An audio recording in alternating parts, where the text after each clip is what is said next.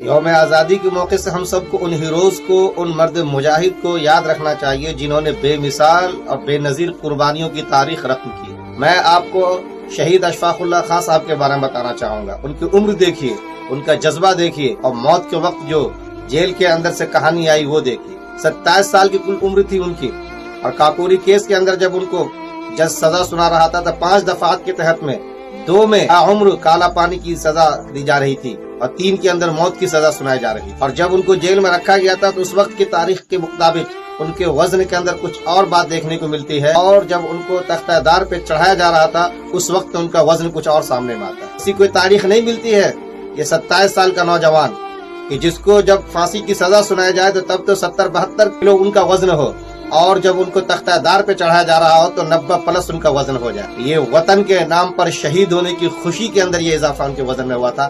آج تک کی تاریخ میں ایسی کوئی مثال نہیں ملتی۔